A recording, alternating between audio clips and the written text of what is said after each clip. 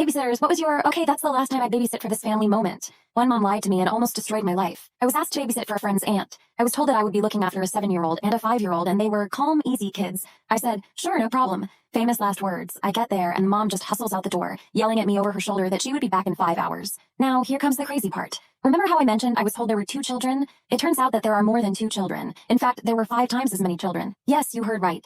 That woman took off and never said a word about the fact that there were more of them, leaving me to look after 10 children, all under the age of 7, 3 or 4 sets of twins, and they were let 10, 11 months apart, and then there were the babies. Honestly, I can't remember anything but the rage and anger I felt. So there I was, stuck with 10 children.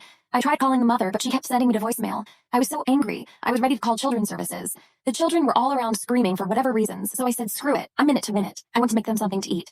I changed the diapered ones, potted the older ones, and then let them go play in the backyard. For a while, I was still sitting with anger over the blatant deception as I cleaned up the kitchen. But it gets better. 5 hours later and no mom. Okay, a few minutes late, no big deal, right? I tended to the children, toileted and changed, fed them baths and off to bed. It's now almost 9 p.m. Mother is still not back. I'm furious and incensed at this point and beyond. I keep calling the mother and my calls go unanswered. Pissed, I called my friend and told her to call the mother, who was her aunt, and tell her to call me or come home. Because I am beyond pissed at being deceived this way. Mother never came back that night. So the next day, I'm at it again. I call everyone in the family, including my friend. No answer. So I said screw it and called the police. I explained the situation and they said they would send someone. Nothing. I spent the next day looking after the horde of children and could get no one to relieve me. I was so angry I couldn't see straight. These children were just a handful and more. I remember screaming at them to sit down. Somewhere in, the neighbor heard and came over. I explained the situation to the neighbor. What the neighbor said next shocked me. Oh, she does this all the time, said the neighbor. She lies about how many kids she has because no one would ever agree to look after that many children. The neighbor glanced at me. You know, she might not come back for a few days, I said. She does this so much, no one will watch her children anymore. I was speechless.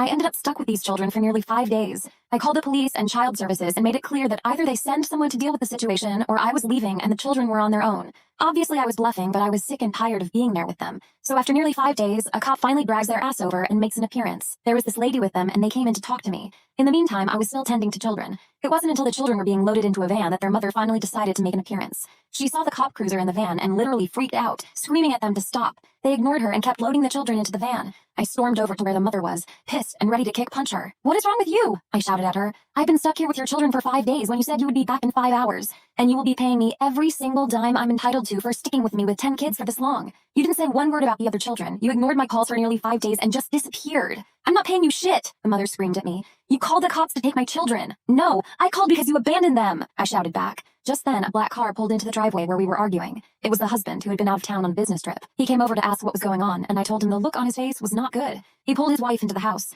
You could have heard him down the street, even if you were deaf in both ears. He came back out and approached me. Shannon, I want to apologize for the situation. I was out of town for work and didn't know about this, he said.